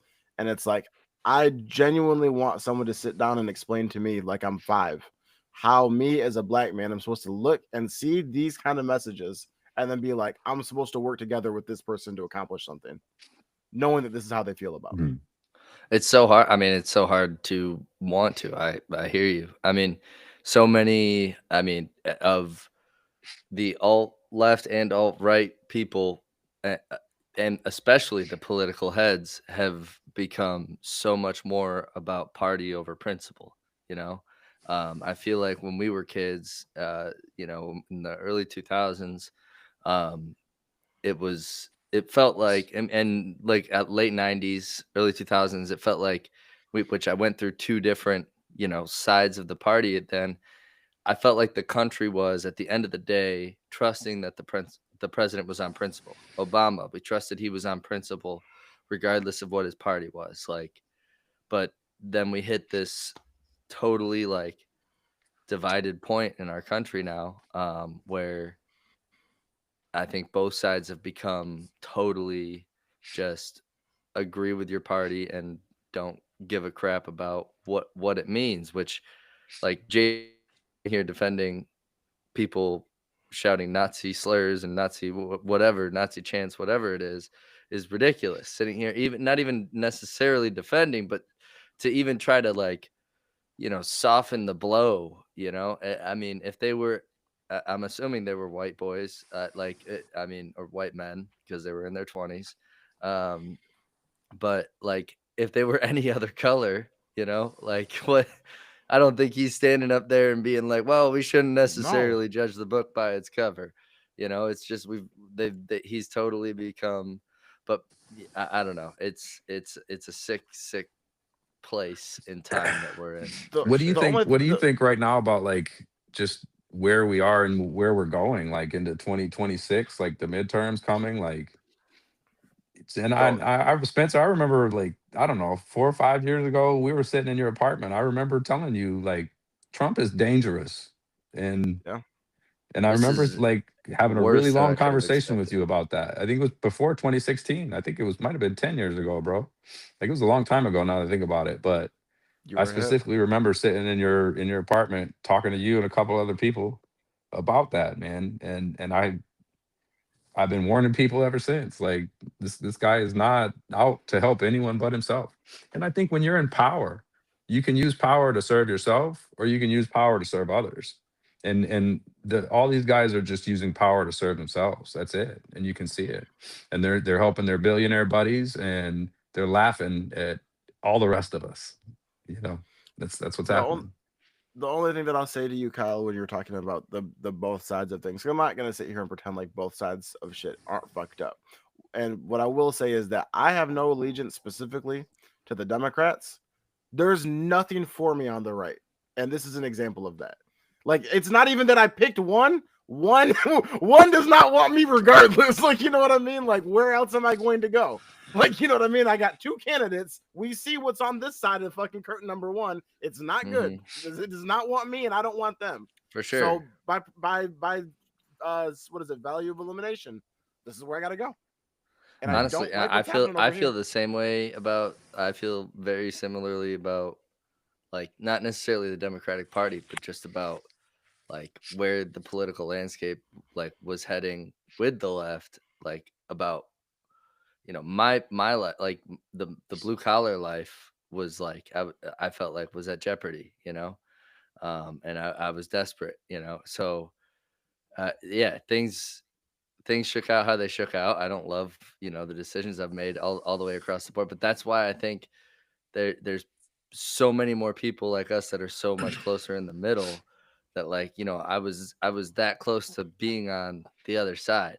You know, I was that close. And you know, I don't consider myself on any side necessarily, because I don't like either one, because they're both toxic and like I think pushing each other I look at down, the you human know? beings, like we vote for people, like, and I look at Sure. Kamala Harris, who is the multiracial daughter of immigrants, who was self-educated, had an actual career in government, lived her life, you know, defending people against corporations and things like that that were trying to be predatory towards people. And like, you know, did she have Yeah. some blemishes on her I resume loved too? Sure. But I Sure. was proud to cast my vote and try to elect our first Black female president. Like, I think that was a huge moment for America that we just completely missed, man. Like we missed I, the mark on that one. yeah, I hear you. I hear you. I mean, I think people were concerned about her credibility more than anything, you know? And And Trump's credible? I You don't mean to know that tell me he is. you trust the I, shit coming out of his mouth every day? I'm not gonna sit here and get in a debate with you here, Matt, bro. I'm not gonna sit here and defend my I vote. I'm know. not here I doing know. that, you know. the But And I'm not one attacking. the, And I'm not I attacking you know either. you are. I know you are. I get, dude. We've had shitty options for 8 Yeah. years, you know, Yeah. the one thing 12 that I want years. to So, try to pull us back well, together 8 with is the years, yeah. fact that, like, part of the reason, Kyle, you and I can disagree on certain shit and still be friends is the fact that you're different from, and this is why I'm saying it's not everybody that votes one way, but it's like you're different in the sense that, like, look, I'm gonna come to you and say, do you see what your party is doing? And you're like, yeah, that's fucked up. Why would you talk about someone like that? And Right. because we're humans at the end of the day, and if there's more How people about like that, I think we can get along. But I'll say that's what this. pisses me off about Vance is the fact that I'm gonna carry water He for these can't do motherfuckers. that. Yes, He can't be exactly. like, yes, that's fucked up. I'll And I say this. disagree with that. I hate that. Like, I hate that you know, I voted for a guy that's going to do that. I didn't think he was going to do that. Their campaign showed me that that They lied. wasn't Yeah, going to they lied. happen. They Yeah. lied. And I'll say And I this know, too, I like mean, yeah, they all this were. is all All of I them say. are. All I have to say is people make mistakes, right? Everyone makes mistakes. The ones who refuse to admit it are the ones you cannot trust. And right now we are seeing a lot of people refusing to admit their mistakes in their roles in government and trying to just cover it up and spin and piss on our necks and call it rain. And I'm Hmm. sick of it. So, I'm with you. but Amen. we'll get through it as a country, Like, man. And we got to pull together. We got to have discussions like this where, you know, like Kyle, I respect you very much for saying I don't feel like I made the best decision. That takes a lot of fucking self-reflection and, like, you know, a lot of honesty to say that. So, you know, we got to be vulnerable. Like I make mistakes too. I do dumb shit all the time, and I don't know all the facts. I don't know all the answers. The fact of the matter is, some of this shit's so complicated. We know 1% of the story, and you know the other 99 influences decisions that we don't have that information to have to make. So we have the benefit of being able to be the armchair quarterbacks, picking the players on the field apart and picking these True politicians that. apart. And Yep. um, it's the easy to the stand on the sidelines and throw and hurl insults at them. But the last thing that I'll say is just to wrap this up is just the fact that I don't think any of the three of us up here are ignorant enough to think that either side gives a fuck about the three of us. no, I think you're No. right. No. Let's provide some Amen. levity to the situation. We've got two more topics. Kyle, I don't even think you were expecting this, but one of the biggest stories right now on the internet, almost say Kylie. What's it? Kim Kardashian has launched these new Skims. It is called the Ultimate Bush. It is a thong with fake bush in the front of it. Somebody else Where talk. can I Kyle, I I told him I want didn't even. 10. I was like, I didn't even I want to want give this the 10 right airtime. now. So Just pull up in the bedroom like Miranda comes home from work. I'm just like, what's up, baby? I know all of us are partnered right now, but imagine that for a second that we were single and you go to the club and you go home with a girl and she pull out the fucking party Halloween fucking bush underwear. Like, what is that, Cousin It you got down there? What the fuck is that? What the fuck? And I said, my only question is, where'd y'all get the hair? And is that Right. like, what is that, like short hair? Is it long hair? Is it weave? What, like, is it horse hair? What is this shit made out of? I told you. I it's a think she party- was an it's a Party Amish girl on City her mask. Rumspringer or something, dude. I Right. think she'd be like, she's I like, think I'm Kim finally out Kardashian here needs to in the just real retire. world. Just go away, Kim. Please go away. That is ridiculous. What I'm trying to figure out is like, this is the second thing now because she had those the bras with the fake nipple piercings in them. So it's like Kim is designing a whole fucking like Hot topic, dude. She's got her own hot topic. She's making fucking full deception fits, dog. You gonna go? Do you think like you think you got pierced nipples? You see a fucking fake bush? What the hell is going on? Do you think they had any men in the room, like around the table, while they're throwing around this idea of like launching this line of panties? Yeah, dude, with they were fake dry bush? humping the mannequin. Like, that's how they I'm knew like- it was gonna work. like I don't know about you guys. I like my girl trimmed up down there. I don't need a bunch of Yeah, hair for down real. there. No, thank you. They said Like, it Bro, was. that's They so said that funny. they said that it's supposed to be like to help promote body positivity, which people have pointed out is so hypocritical coming from that family. yeah, After right. giving- From a woman who's after had giving- how many countless operations? Like, Her she family's was- been she giving was the women girl that body made dysmorphia a- for 20 years. yeah, exactly. She made the bikini wax normal. Like what? Right. Now she's talking about keeping the bush on. What are we fuck doing? out of here, dude? bro. But here's my biggest question though, right? And this is the answer is because you can't monetize it. But if you were really trying to promote the bush, just grow a bush and talk about it. How is selling fake bushes helping? Like what happens in a situation? You get Gwyneth naked. Paltrow tried it. Gwyneth Paltrow tried it. It worked okay, but it wasn't Kim K. You talking about her vagina scented candles? Because that was crazy. I mean, she talks about how she leaves her. She'll talk about her shaving regimens all the time on her Goop podcast, which is just what a name. Goop. I ain't got nothing more to say about this. I just want to know what the Matt's the like, I'm plan gonna is. see myself out of this. You see the underwear, but the underwear have to come off, and then I just don't get it. It's like wearing a hat, and then you take the hat off and you're bald. Bro, could you imagine? Could you imagine your girl standing there, right? Like she's like doing her makeup or whatever, and she's still in, the laundry, and she's got that on, and you just grab by the pubes and just pants her. You're just like, whoosh. Oh my god! That shit should never be sold. I unless it's at like Party City or something. That's what Like, I'm saying. That's a Party City fit. I feel like I saw you said you that, working my bad. hard. No, you're good. I feel like I saw you working hard with the pen earlier. Were you working on questions of the week? Yeah, I got 2 of them. I don't know how they're gonna go, but we'll see. Let's see. All right. Welcome back to Questions of the Week. It's your boy, RBF Kyle. You're gonna work the transition out, in post, right? Yeah, The I transition, the cool screen. All right. Anyways, all right. First up, if you had to live with DJ Khaled, speaking of bushes, that guy, Oh that my guy bit. god! If you had to live with DJ Khaled and Jerry Jones on a deserted island for 40 days, but at the end you win $50,000, would you try to survive or just stay home and keep doing late entry? Oh yeah, I'd come back with 2 rich friends.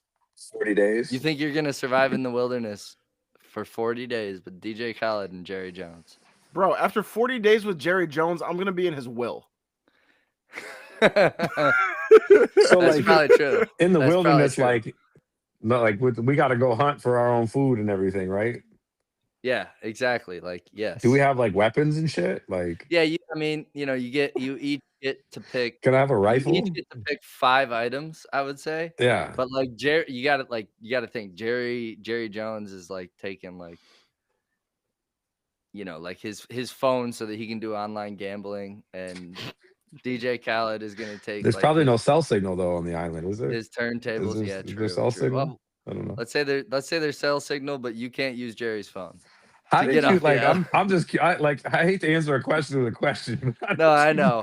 How Let's did you say pair whatever Jerry you Jones and need DJ tool. Khaled? Okay, all Where right, did never you? mind.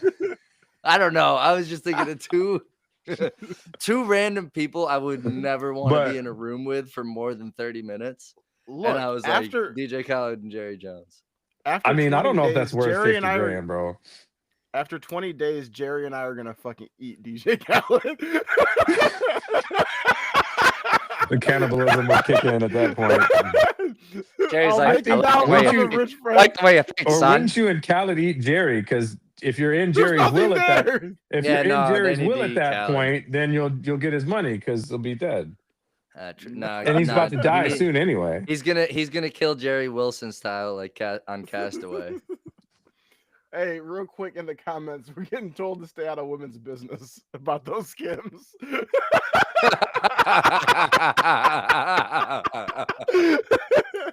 Oh my god. I don't think we were really like we were just giving our reaction to it. It wasn't even really like it's not your business. We ain't talking about your business. We're just telling them what our perspective on it too. We could have thoughts and feelings too about it. True. Oh man. Yeah, I'm pretty sure that to answer your question though, Kyle, I'm pretty sure that me and Jerry Jones and You and fucking Jerry? DJ Khaled, yeah, we're dead. 40 days. That's what I'm saying. I'm staying home, bro. I'm staying home. That 50K ain't worth it. Maybe if it was 100, Kyle, I would do it. Yeah, that's I mean, because fair. that'd be worth it for 40 days. Yeah, but you gotta also think like they're out there like, man, what the fuck am I doing this shit for? Like, they're like, what's 100K to me? You know, like I'm sitting here making you money. I mean, you put them on the island with us. I don't know. What are they doing out there, bro? They're not, but that's the thing. They're gonna have negative attitude. I thought of like, I was like bad guest for the podcast, and then Kyle kidnaps I thought them of DJ Khaled on Hot Ones, and I was like, oh shit. Can you imagine just fucking listening to We the Best for 40 days? Yeah. Right. Oh my god. Another All one. right. Number two. Yeah. Another one. That's the rooster for your day. Another one. Time to wake up. Major key. All right, I got a second one because I knew that was gonna suck. If you were given Rodger Goodell's job for 1 week, what would you change / upgrade about the game and why? 1 week, you got his job, or you can just like go party it up in Cabo. I'd get rid of the fucking tush push, bro. That's weak. Quick. How's that weak? Painless, quick and painless. Everyone hates it except the Eagles and Eagles fans. 21 teams voted it as a viable play out of 32. Yeah, it's because they got paid off or something. Matt, I'm surprised that you Big Don was like showing up at all their offices, like better fucking intimidating vote them. that shit. Yeah. He was fucking Bobby Baklava for fucking Sopranos at the bar. You better fucking vote. Yeah, no, I don't know. I would eliminate in an ice bucket. I would eliminate Thursday night prime football. He said that earlier. He had some good points for that, Kyle. No, I was listening to. That's actually where I started queuing in after the game. Was when he was bitching about that, which I agree with. They're like, when has there been? And honestly, I'd like to extend that to like, when has there really been a good overseas game?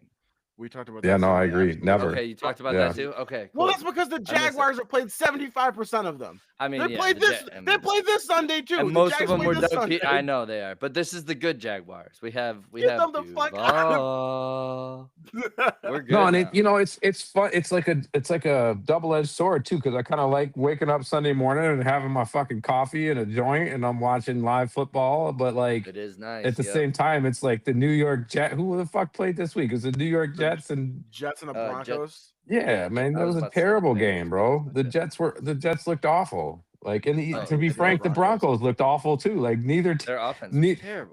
it was almost as if neither team wanted to win that game. I know they is were what trying that to give felt it like. away the whole time. Yeah, I know. the game was terrible. I know. I want to answer your question, Kyle, real quick, and then we have a question from the chat too. Oh, To answer your question, if I was Rodger Goodell, the first thing that I would do is make MetLife get rid of that AstroTurf. I like that rule. I like that. I would make every stadium. I'm changing my answer, and yeah, I would make every stadium go to grass. Yes. Fuck turf. And I know the Lions like upgraded to some like less, and we've had way less injuries at home since, but like fuck turf, dude. Go grass, baby. MetLife is on the same level as Lake Lanier. Like you're catching bodies every year. Like it's crazy. I know. Dude, that's really weird too. Aaron Rodgers, all he could do was run a flag on the field, and then he got hurt. No, it's a weird trend. How many people just keep getting injured there? You know what I mean? Obviously, it's cost us Malik Neighbors this year. You know, like it's been weird. I know. It does seem to have that stadium more so than others. You know. The Lions got that rap in the late 2000s with their turf, like because they had some horrible turf they started using, and like people were getting horrible knee injuries. Wide receivers were just, it was just terrible. So I wonder if the reason that it happens more at MetLife is because two teams play there, so that you're using the turf twice as much. True. Or it's just they're outside too, right? Like all the time. Oh, pretty sure MetLife is outdoors, so like that doesn't help. Last question of the night. Holy shit, we're almost at 2 hours. Let's wrap this motherfucker up. But we've got RJ. RJ asked us, how do y'all feel about the new kickoffs? Ooh. Honestly, with the new rules, I kind of like them because you either get stuff to the 17 or you get to go to like the 37, you know? Like it's become an actual kickoff again. That being like, you're not getting kickoff returns for touchdowns, but like field position wise, I kind of like it a lot. And I hate it for that field position reason because it's end of the game. You need a field goal to win. You're starting at the fucking 37. Like you're getting in field goal range in 3 plays. Matt?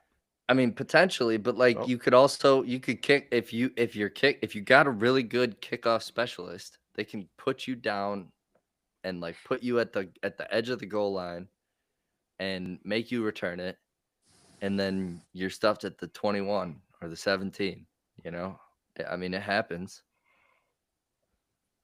Yeah, I think it's not as entertaining as the old way, but I also feel that like it was kind of crazy to have, let some guy get a 40-yard head start and go blast somebody. Like that's not very smart either. So like for real, it's a smart move in terms of protecting the players for sure. There were a lot of concussions and stuff like that on kickoffs, so they had to do it. It makes sense, and I'd like to see more like returns for touchdowns, like you said, just because I feel like that'd just make the game more fun to watch, more unpredictable. It takes a play that it's normally just kind of a formality, just like that extra point, and makes it a little more, exciting. But we have seen some pretty good kickoffs that like put people into the other team's, side of the field to start the game or whatever. So I think it's entertaining. I like it. And it does. It's good because it definitely is in the best interest of the players, I think, too. To your point, yeah, I think that when they did the stats of it, it was like by far the most injured play. The one thing that I think is worse than the kickoff is that I hate that you can only do an onside in the fourth quarter and you have to announce it. Yeah, that I don't like it at all. Yeah, that's the one that makes me feel like, where did my game go? I want to see somebody come out and start the fucking first half with the onside kick. Mm-hmm. Like, I like shit like that. You're like, ooh, we're getting spicy out here today. Yep. I remember the Saints did that in the Super Bowl against the Colts one year. Yep. And they just to start the second half, they did it onside and got it. And it was, Yeah, I that mean, they was never looked back so from that clean. moment. But like you said, that's a ballsy call. Hell yeah. Mhm. You know, because if you don't get it, you're in trouble. But I like Sean I Payton, like the baby. new kickoff moves for sure. You and I were talking about the kickers in the NFL now, and we're living in like the golden fucking age of kicking right now, man. I can't believe how these field goal kickers can kick these 70-yard field goals. You know what I mean? Just I like it's know. nothing, no big deal. Like Well, that rule change with them being able to practice with their hold on. With the I almost balls. made a plausible offense. Yep. oh yeah, Them being able to use their footballs for the entirety of the week. yeah, Uh, breaking in the balls. yeah, breaking in their balls for the whole week has made a Yeah, huge difference, dude. you think that's what Across it the league. is? Yeah, I with the mean, kicking, I don't think it's made an accuracy difference, but it's made a distance difference the for ability to sure. kick it. Yeah, Yeah, because I mean, fuck, dude. I mean, remember when Boswell could barely hit from 50? yeah. You No, know, that's what I and I was mean saying. he's done some work, but like he hit like a 59-yarder with like 6-7 Yeah. yards on it. Oh A fuck. I 50-yarder didn't was even mean to always do that. impressive, for the longest time, and now it's just like, oh, this is 63, and it's like, okay, Yep. Yeah. And Brandon Aubrey, that motherfucker kicked from the parking lot. Yeah, facts. bro. I feel like Jake Bates could kick a 70-yard field goal if he needed to. Absolutely. I know that was He's I got know. the power for sure. I Whether or wish not it'll Dan I go, wish Dan liked the kick a little bit more. Just a little bit more. I like our Acme brick salesman. I understood that one moment. There was one moment towards the end of the first half last game where he totally could have used freaking I almost said Jack Fox. Jake Bates for like it would have been like 68, Yeah, but he punted it. And I was like, man, like just fucking give him send a it. try. Why But we would have not? given them we would have damn Exactly. near You given would them the give field goal the other Casey, way. you give Exactly. If we Casey the miss field it. goal coming back, and you Yeah. got Butker on the other side. I get it. But yeah, man, I would have loved to see it. I think he will. Hot take of the podcast, 2 hours in. I think Jake Bates will break the long field goal record at Does some point in Aubrey his has the career. record now, right? 67. Aubrey can hit longer, I feel like. No, I do Well, who agree. has the record now? Is it But still I think Tucker he'll or hold is it it for a Aubrey? second. No, somebody got a 65. Cam Little. That was before the season, wasn't it? He hit 70.